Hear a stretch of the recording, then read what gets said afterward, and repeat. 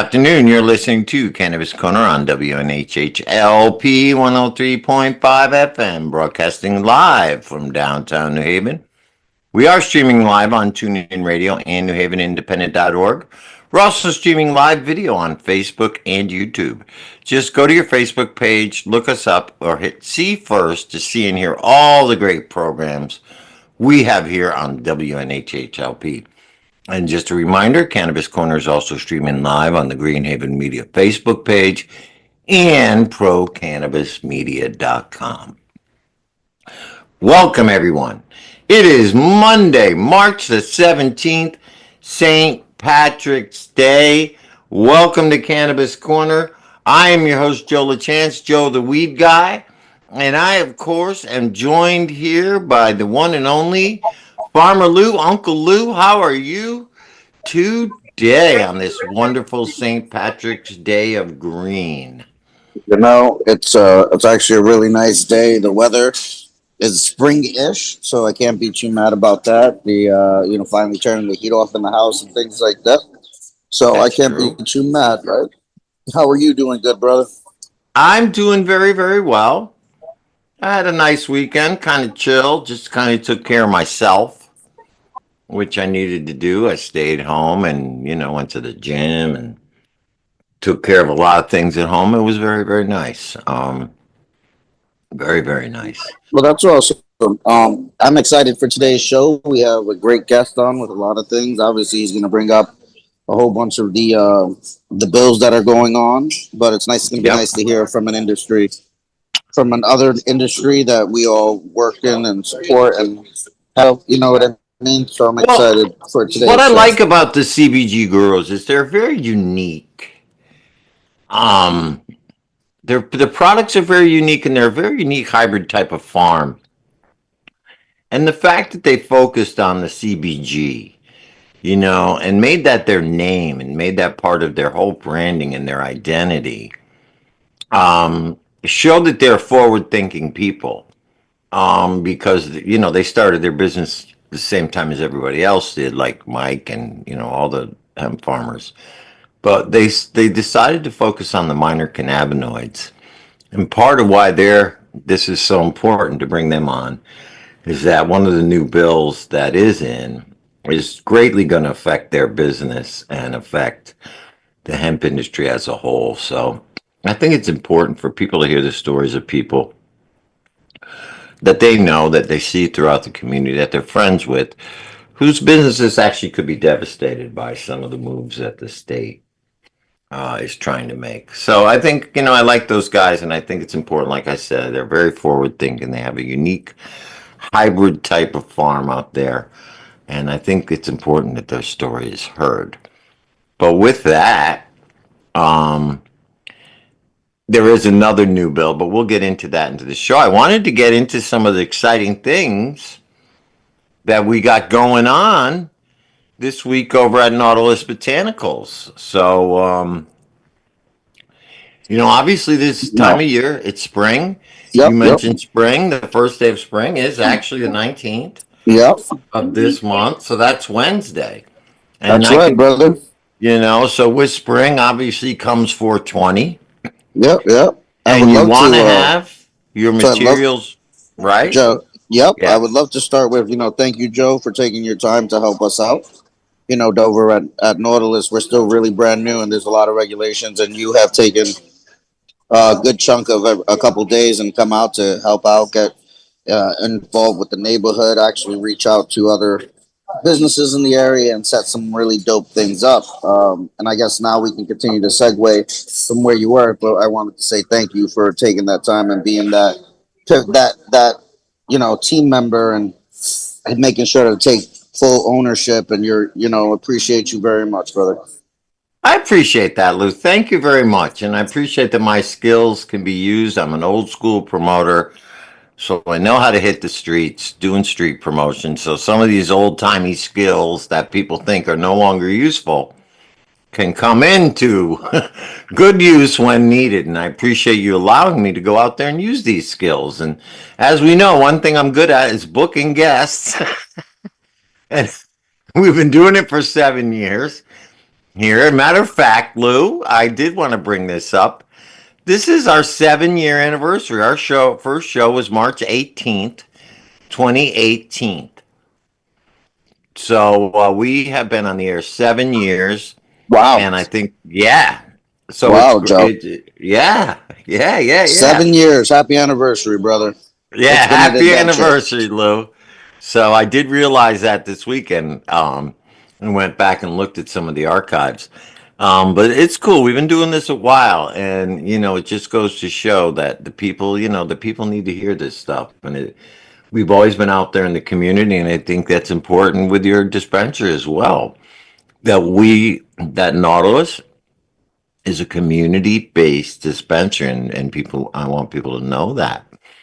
And with that, we have partnered up with a great place that is right around the corner, right in our community, called the Clay Date. And if you don't know what the Clay Date is, it's a pottery shop where you can go in and make your own pottery. And for this year, they're doing a 420 warm up party because obviously the clay takes a little time to dry and all that, but we're making chillums. And that's this Thursday night. It's called a 420 prep party, and it is at the Clay Date. We are sponsoring the event, Nautilus Botanicals. It starts at 7 p.m. and the Clay Date is at 146 Amity Road, right on the corner from where Nautilus Dispensary is. So you can stop by Nautilus, say hello to Uncle Lou, grab your pre-party favors. Walk on over if you want, or just take a ride over to the Clay Date, and they got some great chillums. And if you look at the graphic here, maybe I could share it. You'll see that they got like almost a little worm here, and then a little dragon, and a little dog, and a little cat. So you could paint them the way you want, the way this works. You glaze it, and then you leave it with them, and they put it in the kiln, and they bake it, and then in 2 weeks you come pick it up. So this way, all the pieces are functional, and you have your chillum all ready for 420, and you made it yourself. So I think this is a great thing, Lou. Anybody who attends, who signs up, will receive a nice little giveaway, a little gift from Nautilus Botanicals, and a 20% discount for the next week, for a full week. So I think that's cool. And again, this goes right along, and you can see they also have other things there, bongs and pipes and mugs with a cannabis leaf on it. So they're very cannabis friendly over there. They're across the street from Nautilus Botanicals. If you want to come this Thursday, support Uncle Lou, and this is our first sponsored event. I think it'd be a great thing to have, and you can carry around your homemade that you made yourself chillum. So I think that's very, very cool. So Lou, that's one of the things we got going on this week. And the other one is we have on Friday, we have Kabnisha Boyd coming in from 12 to 3 p.m. And she is doing a plant-based healing workshop right here. And you can see that Friday, March 21st from 12 to 3 p.m. And that's at 63 Amity Road, which is the actual address of Nautilus Botanicals. And Kadnisha will be signing up for a free 15-minute consultation. You can sign up using the QR code or on her website. 15-minute consultation, a plant-based healing consultation. You also get an in-store discount and a mental health checkout with Kadnisha. And for those of you who don't know, Kavnisha is great. She runs quality counseling, and she works with the plant along with PTSD, trauma, with specific groups, but anybody basically who's kind of dealing with trauma, generational trauma, things like that. She works very, very well with the psychological aspect along with using cannabis in that way.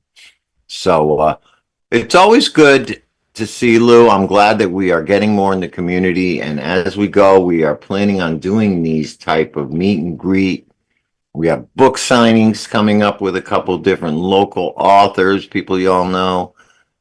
We have a couple great pop-ups coming up. So, just keep your eye out for what's going on at Nautilus. We got a lot of great things, and we would love to see you over there. We are a community-based dispensary. So I'm proud to be there. I appreciate you, brother. Yep. We'll make it No, happen little by little, little That's by kind of where little, we're a at. little becomes a lot. I've heard that That's right. said, and I believe that. I believe it So, as well. So, so we got Thursday and Friday. We got a couple good events with Nautilus Botanicals. You can spend those days with us. And then on Saturday, of course, we got NECAN yep. up there in Boston. We had Mark on. All the good things going on there. You can go back and listen to that And then episode we'll start talking about hearings and stuff like that when when our guests come on. our guests Yeah. come on. And there's, and if you guys know anything that you're looking to do or anything that is coming up, I know that I Gilson Lake found Management. something interesting that you might be interested in. Yep. Just popped up. Super Smash Brothers Gamer Tournament. There you go. That is this Saturday, and it is a consumption-friendly, cannabis-friendly event. It's got Stoked is the sponsor, Higher Collective. So this is going to be at Fairfield Ave at Stoked. And we love those guys over there. They do some great glass work. So if you're a gamer and you want to get stoned and play some games and have a good old time with the people down It'll there be at a great Stoked, time. Yeah, Stokes is a great place. We can't carry make one it of the up there? artists. Yeah, if you can't make it up to NECAN, head on over to Stoked. That ought to be a that's right. fun time. That looks fun. All And right. then of course, next Monday, Canna Yoga at the Grove in Milford. So if you guys are after NECAN or after your long weekend of Smash Brothers gaming, you can stop by on Monday and loosen up with some great Canna Yoga, great cannabis friendly venue they got over there at the Grove. And so check that out. That is next Monday. So there's always good stuff going on. And one more thing I did want to mention. Duncan on this Wednesday, the 24th, is doing a cannabidiol, not the 24th. What is Wednesday? Anyway, he's doing another one of those workshops for cannabis at the YMCA in Brantford. So check out betterways.com to see what's going on with that. All right, Lou. So have our guest joined us yet? No, not yet, but that's okay. That's okay. Really excited about everything that is happening. I know that Duncan is also doing a Juice Man drop, which is Oh, yes. I was looking at organic. that. And so just so that everybody understands, they're organic, custom made juice blends that are Yep. done, and this gentleman has had his Juice Man brand, and it's really run through the community, and they are just organic, farm to table style juices made in custom blends for your health regimens. So there's a high end health product basically that Yep. Here it gears is. most of its advertisement towards our communities and more of the more of our taste. So he's pairing that up with a great anime movie that he will be doing Yep. the drop and the movie. So check that out as well. I was hoping to mention that. I got it right up on the screen. That is on April 12th at 6 p.m. Piff Drop and Movie, also sponsored by Luna Soul, our friends over there, Wolfie, and Frost Farms. So it's going to be great. And the Juice Man Nope, that beverages will be there. That's not Wolfie. That's somebody else. Oh, But sorry. for Okay. 419 for the 420, New England Brewery is doing their ganja bot drop, I saw and that. the Luna Wolf Productions, CBD line will be hosting a ton of education. So we'll be over there as well, co-sponsoring the education portion of it. Okay, we'll get that up on the calendar. We'll remember to mention that. And also 419 is the big event at Burn and Learn. But that's an all-day event. So you can do both. Yep. Easily do both. So good. That's going to be great. 420 weekend. I can't wait for that. It's also Easter. So, there's always a lot of good family stuff and fun stuff going on.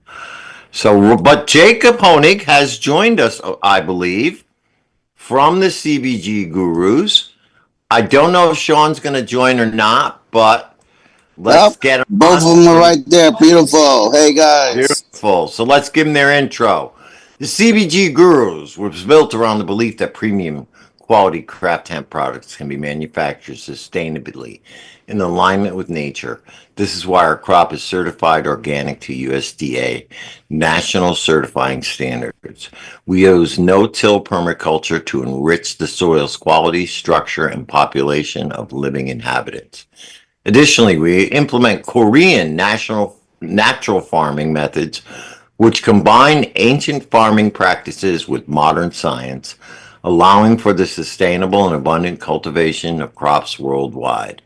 In accordance with this system, local beneficial soil life is harvested, propagated, and used as a top dress to enhance soil biodiversity. Meanwhile, the plant and animal ingredients sourced locally are transformed into plant available nutrients supplied by foliar maintenance spray. The synergy of these methods, our blood, sweat, and tears, and a whole lot of love for our plant evolves into the CBG Gurus sustainable artisanal hemp products. Welcome, Sean and Jacob. How are you guys today? That intro does not do it justice.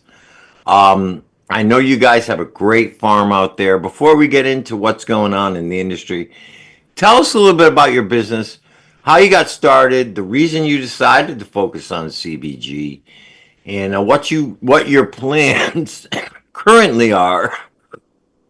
Excuse me, for this season, depending on how this legislative season goes. So, give us a little bit of the rundown on the CBG Gurus. Well, first of all, thanks, Joe and Lou, for having us on today. We wish we could be here maybe under a little better political circumstances, but we're definitely excited to talk about the farm and what we're doing as far as regenerative farming and lots of produce and flowers in addition to hemp this year. Right. Um, so, for those who don't know us, we're the CBG Gurus, and we're a vertically integrated hemp farm and manufacture, which means that we grow all our hemp and process it all into products in-house. And we also grow organic produce, flowers, and are doing more permaculture, perennial plantings of trees. We've also done pasture-raised poultry. So we do a variety of regenerative farming here. You have bees out there too, don't you? Farm. You have your That's own right, honey? yes. Mm-hmm. I mean, this Yep, is raw what honey I right was from the saying farm. in the beginning. You guys are more than just a hemp farm. You're a full service farm, but not only that, you're working with permaculture and definitely new techniques. And I want people to know this. This is what's special about you guys. It's not just the hemp and the CBG products that you put out. You have a full running farm. Do you have chickens and all that stuff too? Yeah, that's right. See? All right, so you're a full running farm.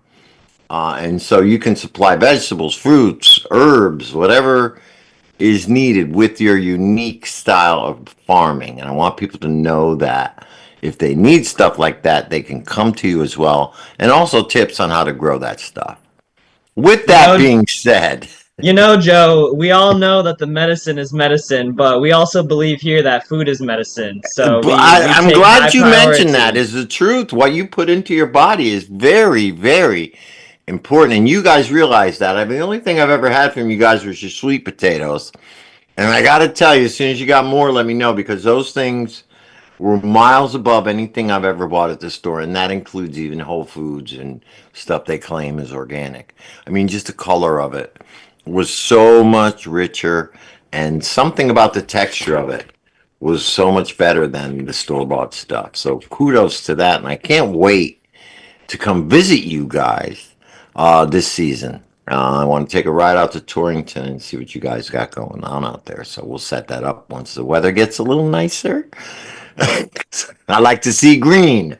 So anyway, so you got the farm. You've been doing this for how many years? This will be our 5th year farming. 5 years. So you've been in there Yeah. pretty much since hemp became legal. And unlike a lot of the other hemp producers, you specifically focused on the CBG minor cannabinoid. Was there any specific reason that you made that your name and that you wanted to focus on that specific cannabinoid, or mostly minor cannabinoids in general? Yeah, Because you're pretty ahead of the curve. when we were doing our business research, preliminarily we came across CBG and we got our hands on some and had really compelling experience with it, and it seemed like a good thing to invest kind of that brand in, to bring more awareness to CBG, because it hadn't been talked about as much as CBD at all. It still isn't in the conversation as much as it should be, and it's really powerful and naturally growable. Yeah, and you also do CBN. You really have focused on the minors, and Right. you manufacture, you extract, you do everything there in house, and you've been doing this for 5 years.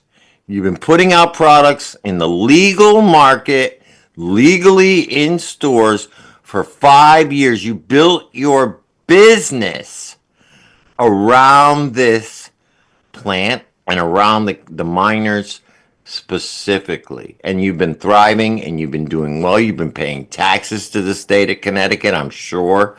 You've been helping a lot of people and doing a lot of great things out there in the community. And now here we are in 2025, 5 years after you started. The state of Connecticut has all of a sudden decided, after 5 years of not giving a crap, that minor cannabinoids are now an issue, not only need to be regulated, but need to be banned from being produced in the state. So this is where we stand now. You guys are two young guys. You got a great farm out there. You probably blood, sweat, and tears to build this business. You're here, you're supporting your families with it or whatever. State comes in, drops this bombshell on your head. What do you guys do now? What do you guys do? So I think that brings me to Senate Bill 970 and us being here today to raise awareness and hopefully get some written testimony in support of SB 970. But essentially, like you were saying, Public Act 2476 essentially made hemp manufacturing and extraction illegal in Connecticut.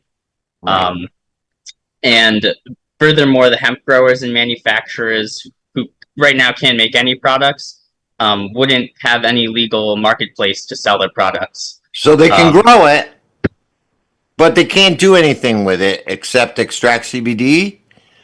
But you can't or make extract it. isolate. What Right. can they do with it now? You can just grow it and make isolate. Can grow it and sell the raw hemp out of state. That's it. Essentially. So the legislation has really just like taken the entire market away and the capacity to manufacture for all these hemp businesses in Connecticut. And we really need some way to start manufacturing again, and an outlet in Connecticut, an outlet for our products. So SB 970 seeks to re-legalize the manufacturing in Connecticut and create a regulated market for hemp products in the state's dispensaries. And this is the important bill that's in right now, right? Right. Yeah. This is the bill trying to save the hemp industry in Connecticut. So this is the hemp industry's response to last year's regulatory bill. Now, when did Right. they put in the regulations on the CBG and the CBN and the manufacturing? Was this in last year's bill? So this Yeah. has been in effect for a year? So it came into effect, some of it at different times, but in the fall and then by December 30th of 2024. So here it is, March. So it's been a couple months, yeah. And you guys, since it's gone into full effect. And now this bill 970 is in a way to kind of remedy some of the things that they did. Now, how is the support? Why don't you go over everything that it does allow for the hemp business, and then we'll go over how's the support looking and all that. but you go over it step by step because this is one of the first times I've had anybody on who's really, you know, going to be affected the way you are. Absolutely, yeah. So I have a little bill summary here. 970, the primary goal is to establish a safe and regulated market for CT-made hemp products in Connecticut dispensaries. There's a lot of other provisions as well, so we're looking to strengthen the definition of synthetic cannabinoids to prevent the manufacture and sale of intoxicating products. We're talking Delta 9, Delta 8, right? Yeah, The right, Deltas. HHC, THCO, Delta 8. All the the synthetic products, the synthetic cannabinoids that aren't really synthetic if you extract them right. But anyway, so it also requires full panel product safety testing for all the manufactured hemp products that are intended for sale directly to consumers. So again, trying to strengthen the language behind consumer product safety. It redefines manufactured cannabinoids to re-legalize the manufacturing and extraction of legally grown hemp here in Connecticut. Right. So that's a big issue, is the current manufactured cannabinoid definition, stopping us from manufacturing. It encourages partnership between the Connecticut hemp industry and the REFRACA licensees, so we can do business in the dispensaries and work with the marijuana manufacturers and dispensaries to get products out. It allows hemp farmers and manufacturers to sell federally legal hemp products with less than 0.3% Delta 9 THC out of state. Okay, that's good. Currently, yeah, that would help us also with because you have to. It's 0.01 here in Connecticut, right? It's like there can't be any THC, right? Yeah, so there can't be any THC in products sold outside. So nobody in any other states wants that crap. So Yeah, you're limited. It even limits you to really only this state. So that's good. Yeah, and I think that's important because a lot of businesses, hemp manufacturers in Connecticut, have had, business out of state that's been interrupted. Right. It allows hemp manufacturers to obtain full panel product safety testing from any independent testing laboratory that's in compliance with the federal 2018 hemp aspect of the Farm Bill, and is accredited to the ISO laboratory standards nationally. So that helps us. There's only one testing laboratory in Connecticut. There's Currently, 2 now, isn't there a new one? I hadn't heard about the new one, but I knew that one of them had been had their accreditation revoked. Yeah, there's 2 now. There's 2 now, but one of them doesn't do any hemp testing. Analytics Lab is just doing cannabis testing. Yeah. Okay. So there it we doesn't go. do Clarification. anything. Yeah. So there's only one. And Lou, you were a hemp farmer, so you know Yep. how this affects the hemp industry. You were there. You were one of the original 250 growers that were registered in the state. We're now down to what, 7? No, there's 35. Oh, there is. Okay. Yeah, there's people doing all different types. You know what I mean? Sometimes there's some, but there's a big shout out to Mike at Sweet Heel, who's working with a bunch of people to do some extractions. We'll give a shout out to everybody. Kind of these guys doing their thing. There's a couple people still kind of doing it. Some more quietly than others, which is all part of it. And I was having this conversation with like Uzma, with Mike, and with a couple other members of that space. The Wolfies. People who have manufacturing licenses, not just So there's a lot of people that are worried about it, and we appreciate you guys for taking up a mantle and a position and reaching out. You guys reached out to me, which I really appreciated. You even supplied me with a form letter here. Right, and that's what the whole thing is about. Like when you're seeing the organization of it, this is how things get passed, and you just got to have the people actually take part in it as well. You guys came correct with all of it to make it happen, because this needs to happen. I got a dispensary and I'd love to be able to sell more products. I also would love if the community or the people looking to carry these products or the manufacturers of the products help promote the products. You know what I mean? Yeah. it's tough because in other states, a small CBD manufacturer's big win would be getting into the dispensary system, where in this Right. state it's tough, because our dispensary system isn't really supported by many, but the Well, state hasn't given it a reason to. But at the same time, even when some things are there, you got to support some of the players that are in the space. You know what I mean? So let me with ask you that, something, Lou. yeah. As somebody with a cultivation license in the process of opening a facility, Hmm. in going to be manufacturing their own products soon, I'm assuming you might want to manufacture some minor cannabinoid products.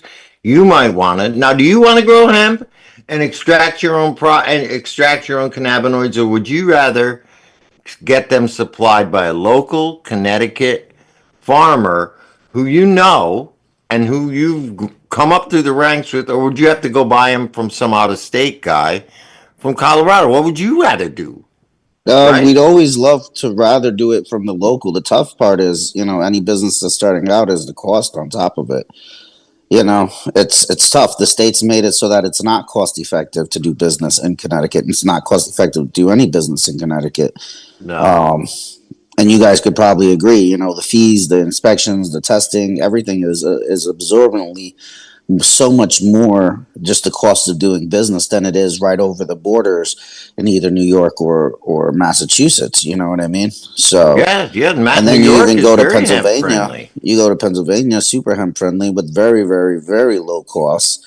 And continue on even further. The costs keep going down. It's very expensive to produce hemp here in the state of Connecticut, which makes it cost prohibitive. Where you know, And you that's know, And that's definitely, yeah, that's one of our big points with the laboratory testing aspect, that's um, huge. because the testing costs are exorbitant here in Connecticut, and there are other It's labs that probably are very 10x. qualified. Yeah, right. It really actually it is. is 10x. I know what they um, used to charge at MCR Labs. It's definitely 10x.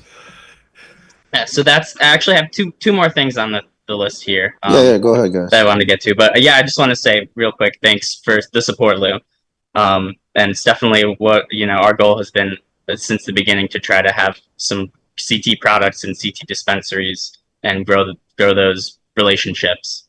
Um, and we want to be we are proud of the products we make, so we want to be able to share them with people in Connecticut here locally. Um, so we also are trying to legalize what we call naturally manufactured hemp cannabinoids, specifically so that scientific research at Connecticut universities and research institutions can continue. But that's been a really big problem since the passage of Public Act 2476. The basically all hemp-based research using like minor cannabinoids has been stopped. And finally, we want to protect hemp farmers from unjust criminal liability by clearly defining legally grown hemp, manufactured hemp extract, and hemp products separately from marijuana. And I think Okay. that makes sense, and that's fair to the business owners in this state who tried to come into a legal market and play by the rules, Yeah, do the you're right trying to thing. build businesses here, not destroy them.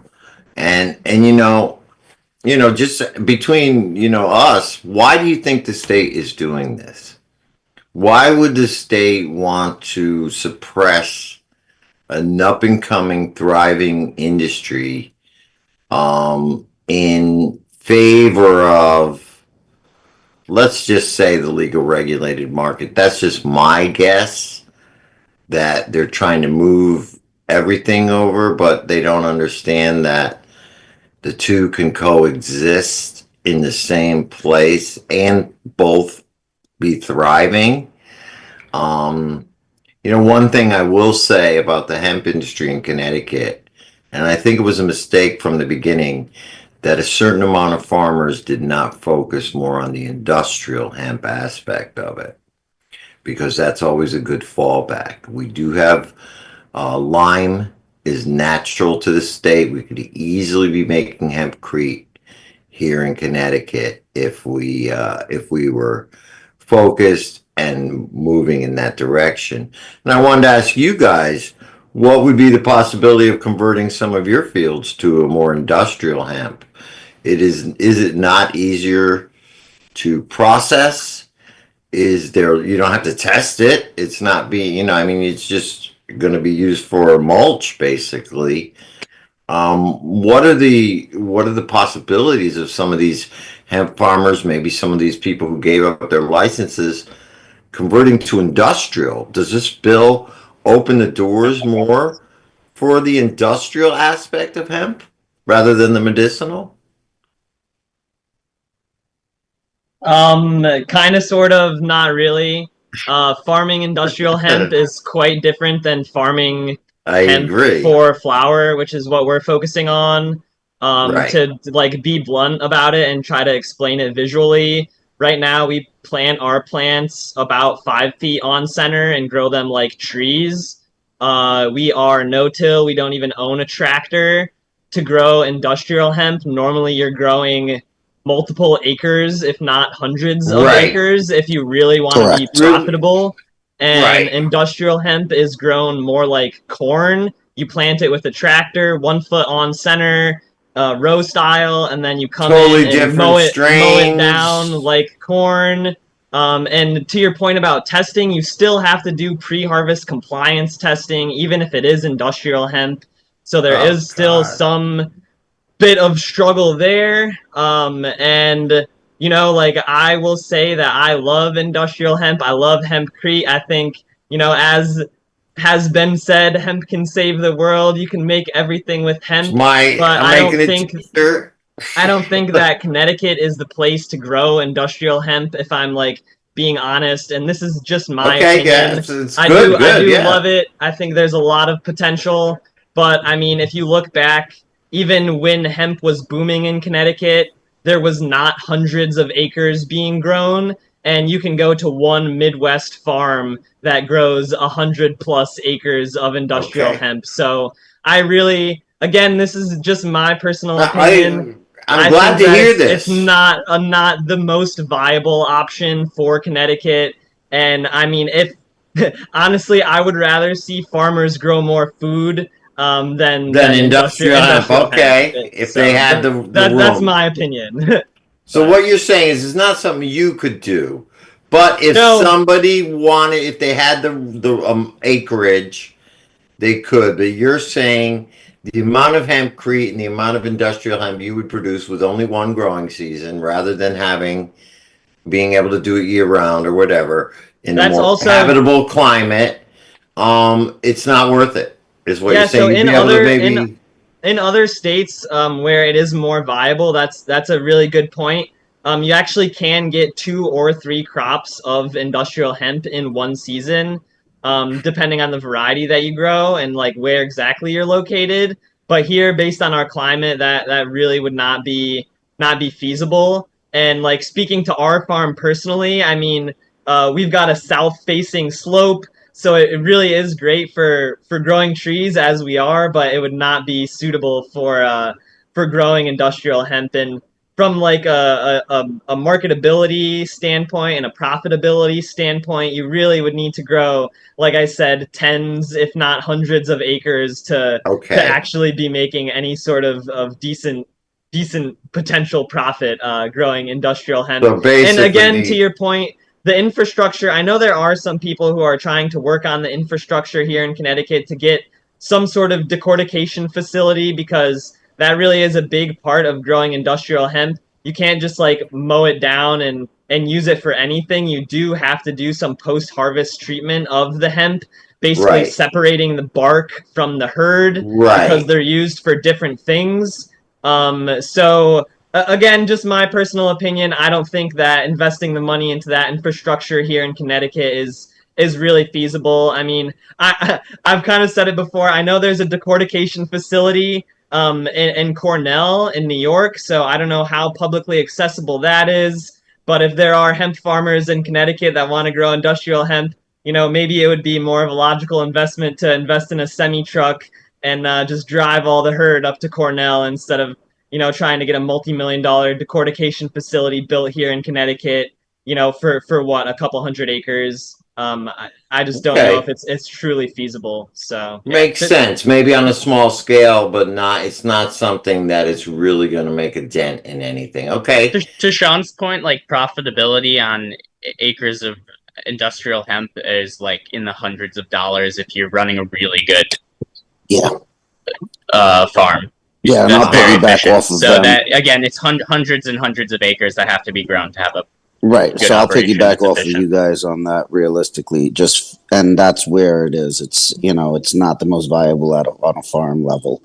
But then you have some people that just will push for the Department of Ag to pay for it and call it research, and then it'll get pushed to the Right. wayside in less than 5 years once the state stops paying for it. Because to do it, and I've seen it done. I've gone out to Ohio, I've gone out to Kentucky, I've gone out, and Joe, they're doing like 200 acres. Yeah. You know what I There's mean? not even And- that kind of land here in Connecticut. right, and that's the tough part because Connecticut is whatever farmland we did have isn't being sold at farmland prices anymore. Everything's No. being sold at developer prices. Anything over 10 acres is now potential for a new high-end developmental lot anywhere in the state. They're taking them and building full. A farm goes down and they're building a new town in it. Realistically, Yeah, no, I've seen that. And it's a tough. shame. This is Which, why I Which want again- guys like again to my this. point. Again, to my point, we should be strengthening our food infrastructure, exactly. rather than using this like high quality farmland to grow industrial hemp that Right. probably can be grown somewhere else for a Right, way right, more right. lucrative, Okay. business model.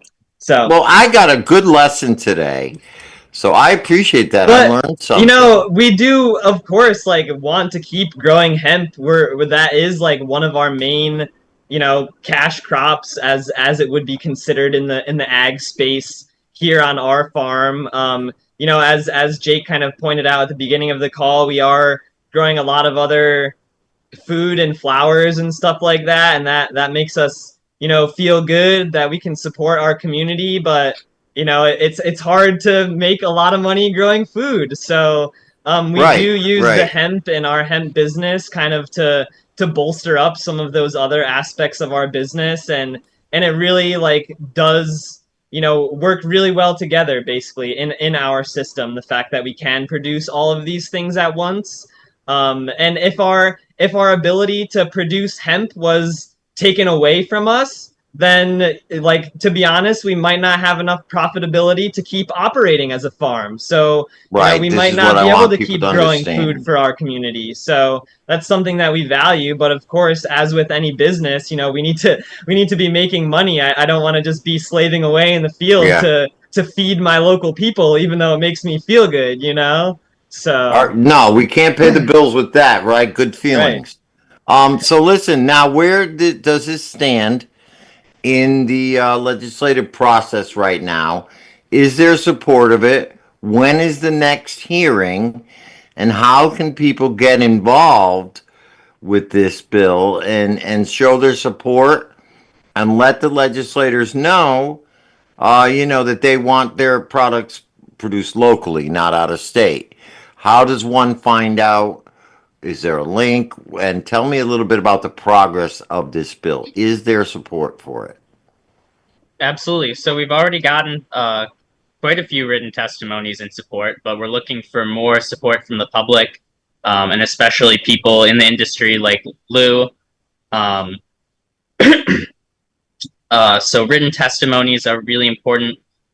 They're due by tomorrow, Tuesday the 18th of March, and the hearing itself is on Wednesday, the 19th. It's at 10 a.m. at the Capitol. So to And write people a can testimony, sign up. Yeah, please. to Let's write a give those testimony. links out, but I also want you to send them to me, and I'll post them on the Greenhaven Media Facebook page. Totally, yeah. I think you could let me know if you have all of them, but I I we'll get believe you those sent me posted an up, email yeah. with all of them, but you did send me also the link to your testimony, right? So people could see what you've written. Yeah, so basically what we did is we made a summary document that highlights all the main goals we're trying to accomplish with the bill. And then we also did include Jake's written testimony so people can see an example of a written testimony. And also on this summary page are the links to be able to submit your own written testimony or sign up to testify in person on Wednesday, because that's also something that has to be done in advance. Right. Okay. We'll get those links up to make sure that everybody knows about that. And Yeah. it's good to hear that it has made it to the hearing phase. So that means at least there's some progress on this. So there are some legislators who understand the importance of having a thriving hemp industry as well as a thriving recreational cannabis industry. And with that, I wanted to bring up a new bill real quick. And I don't know if you guys have heard about this. It's HB 7181. And this is a new enforcement bill, which basically goes after the smoke shops and anybody who's selling cannabis, unlicensed sales. And it raises the fine to $30,000. But what it also does is incentivizes the municipalities basically to go out and rat people out, because now they're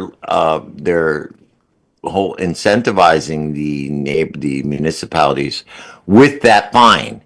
So in other words, if they bust somebody in your municipality and they pay the $30,000 fine, the municipality will get that fine. So now they're actually bribing people to rat out anybody who's selling cannabis illegally.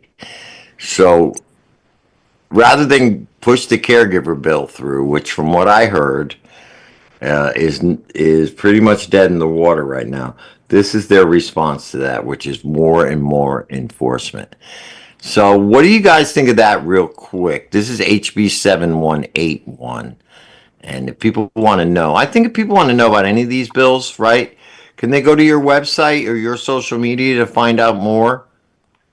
Yeah, definitely come to our social media or our website. Our social media actually has the links and the posts for SB 970. Yeah, so we'll be making a story post every day from now through the testimony day. So if you our Instagram and Facebook is at the CBG Gurus, and we'll have a clickable link on our story that will lead you right to the summary document where you can find all of this information and links to testify.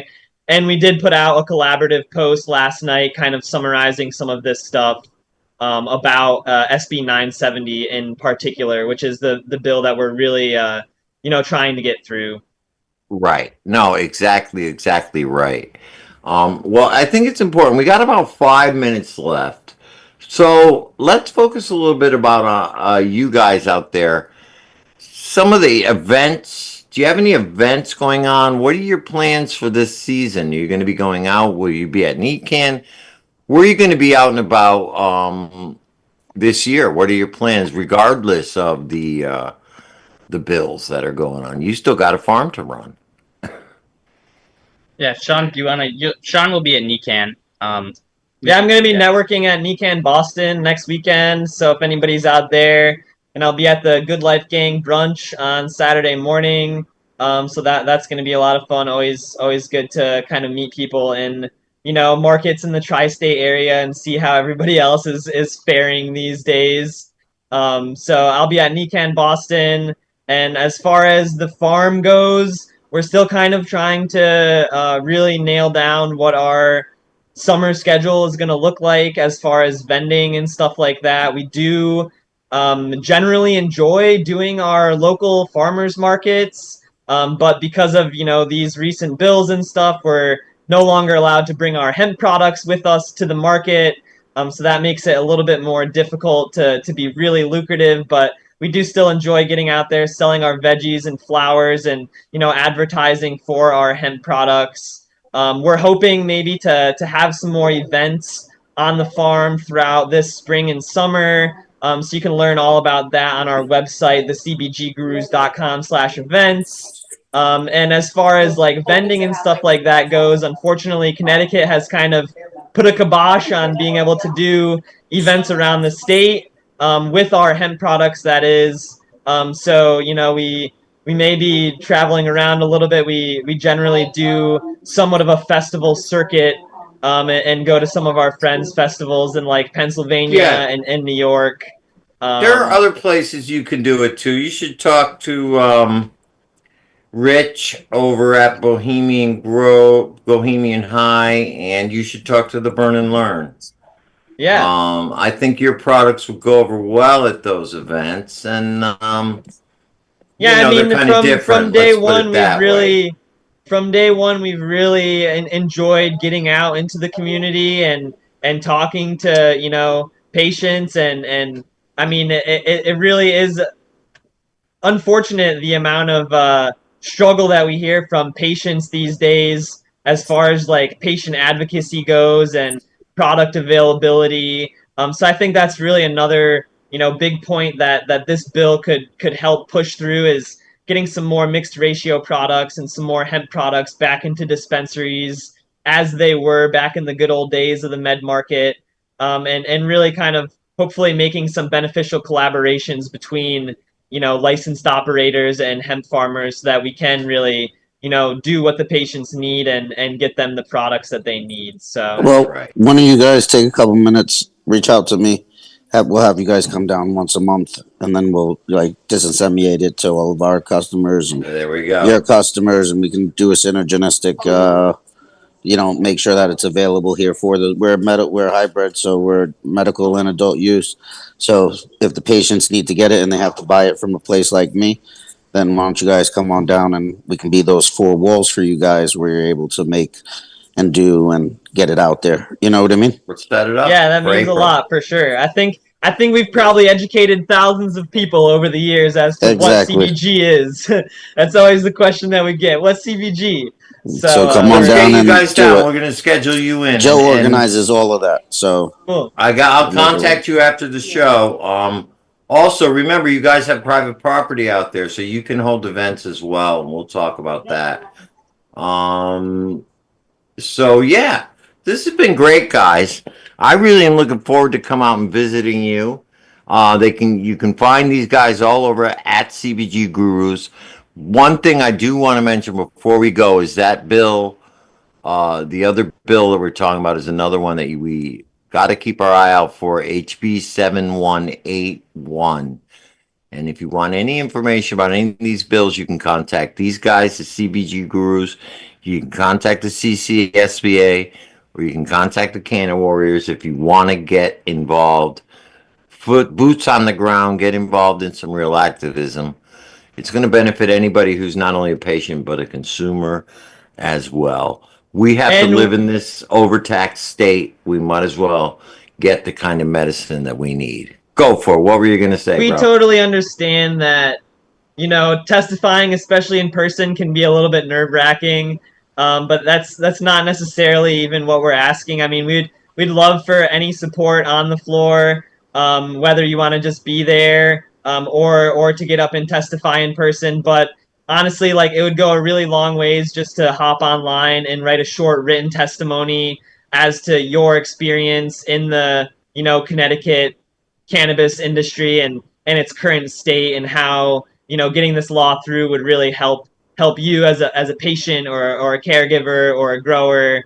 I think there's a lot of potential in this bill to help a lot of people, and really we just need as many voices heard as possible.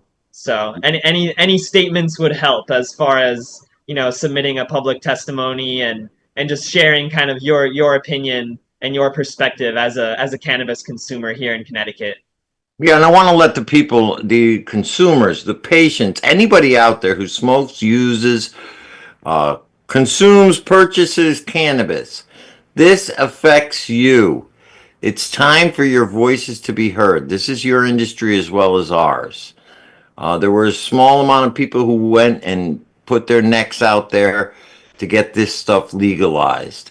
And now it's important that we get the support of the people who have benefited from all these law changes to come out and support us while we try to make the laws correct again. So please, we're asking for support from the public to come out Just like you said, it's a quick email. You can submit written.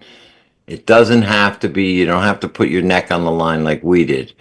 But something simple like that goes a long, long way. And I want people to understand that. It takes 5 or 10 minutes of your time. Yeah, and if you don't want to access it through our social media at the CBG Gurus, you can also go online and just type in ct.cga.gov and search testimony, and that will bring you to the page where you can find and submit a written testimony. And if you have any questions about testifying or testimony, please feel free to reach out, and we encourage you to take a look at the document that we published. It's got a lot of helpful information in there. All right, very, very good. And we'll get those links up right after the show. Guys, thank you so much for coming on. Always a pleasure seeing your faces. Hopefully I'll see you up at NECAN this weekend. But I definitely want to come down and visit you guys on the farm. Keep up the good work. Don't let this stuff get you down. Remember, good always prevails over evil.